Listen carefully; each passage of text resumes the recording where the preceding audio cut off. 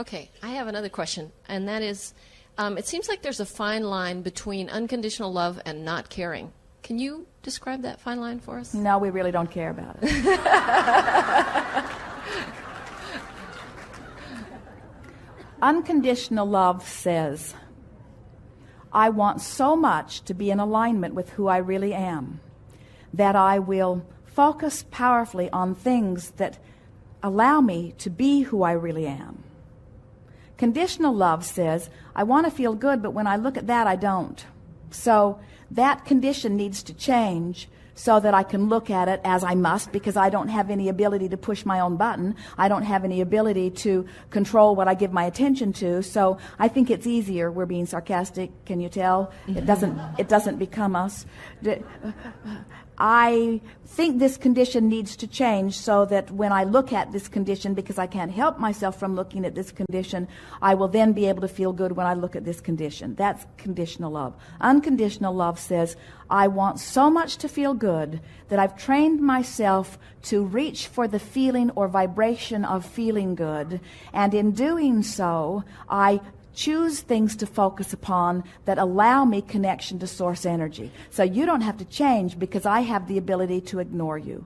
I have the ability to turn the other cheek. Or not care. I have the ability to, well, what is caring? Caring, we would say caring is about focus. And when there's a myriad of things that you can focus upon, we would focus upon the things we care about. Sometimes people say, but Abraham, I have to give this my attention because it is true. It's a fact of life. And we say, but there are so many truths that make you feel good when you look at them. Why are you insisting on looking at something that makes you feel awful and disconnects you from who you really are? Because it is true. That's like saying, because someone else made it their object of attention, achieved vibrational alignment with it until it manifested in their experience and made it a reality or their truth, now I should do the same thing. And we say that there is no logic in that reasoning. So how does, sometimes, in a relationship, it's so easy to allow the other person's disconnection to disconnect you.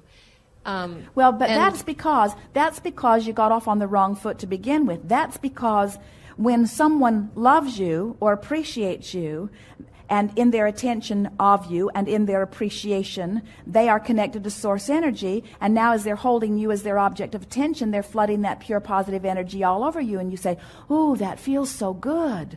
I want more of that. We say, of course you want more of that. And there's nothing more wonderful than to be in the gaze of pure positive energy, of someone appreciating you. But then where most of you go wrong is, then you say, I like that so much, now I will perform whatever antic is necessary to keep you looking at me positively. So you just let me know anything you need me to do. I'll jump through all of the hoops so that you'll keep looking at me that way. And when you start doing that, when their approval of you matters more to you than your own connection to source energy, now you've lost your own Magellan. Now you've lost your guidance system. And that happens to so many as they let religion or mother or peer group or someone outside of the way they feel dictate or encourage their behavior.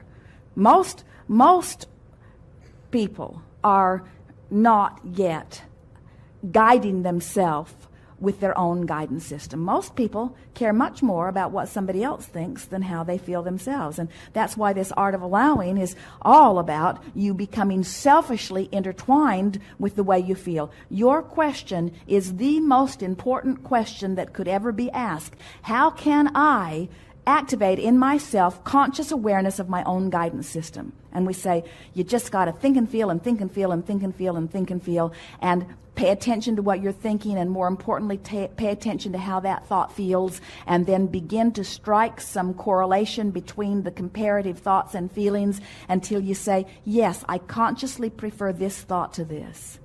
Esther will turn on a movie, and she can tell by the music whether she wants to watch what's coming next. She watches the movies as they're climbing to that happy place. So many movies, they start out and they make you fall in love with the characters, and they show all of these wonderful things, and the love affair just gets more and more and more, and Esther just loves it. She can tell by the music that that's what's going to happen. And then that horrible thing is about to happen to one of them, and she can tell when the music changes, and so she just turns it off and in her own mind leaves them right there where she liked them. you see. And what we're wanting you to do is to do that with all things, to let every subject, bring it right to that place that feels really good, and if it starts to turn at all, then just turn your attention someplace else. And little by little, you get so you can feel where you are. So that then in time, nothing's ever a surprise. We love it when something wonderful happens and you notice the correlation between what you've been thinking and feeling and what's manifested, and you say, I did that. And we want you, whether you like it or whether you don't like it as it manifests, to say, I did that. Make the correlation. I did that. That's my attraction process. I did that. Because whether you liked it or not, in acknowledging that I did that, now there's no risk involved. I ate that and I didn't like it. I ate that and I liked it. I said that and it felt good. I said that and it didn't feel good. I went here and it felt good. I went there and it didn't feel good. And in time you say, you get so you can feel, you can walk into a room and you can tell when you walk into the room whether it has potential of pleasing you or displeasing you. You can feel which corner of the room you're wanting to gravitate to. Your guidance system just calls you right along. It's what we call living life by inspiration rather than by motivation, you see. Or eventually all the rooms seem to be pretty good. It seems Eventually like you don't every walk door in, that opens is a good one. Every door even now is. We really mean that. In other words, in every environment there is the potential of something wonderful. And if you can accept how beloved you are and how tended to and for you are, so that you really begin feeling that way, then wonderful things turn up everywhere you are. And then, oh, that's such a wonderful life, because then the world is there for you to explore. You don't have to hide from anything or protect yourself from anything. You just go out there knowing that well-being just surrounds you wherever you go. We would like to let you know that well-being is everywhere, and we're going to tease you a little bit by saying that there are mass murderers in your midst all the time. In other words, up and down the freeways, there are people that are wishing ill to each other all around you, but they have nothing to do with you. They will not rendezvous with you. You don't need to cage them and ship them off to an island somewhere and keep guard on them and protect yourself from them. In other words, they're really good at getting out. They're really good at not getting caught. There are a lot more of them out there than in there, you see. They're all around. But law of attraction isn't lining you up with them because they're not a vibrational match to you. You don't need to worry about it or guard yourself or protect yourself. Yeah, got one very small one, which I think is actually already answered. But anger, for me, comes really easily. I mean, it's automatic. And you mentioned that you have to deliberately choose that angry thought. But it feels good to me when I get angry. I feel powerful. I'm just strong. Then what that means to you is that we'll be gentle.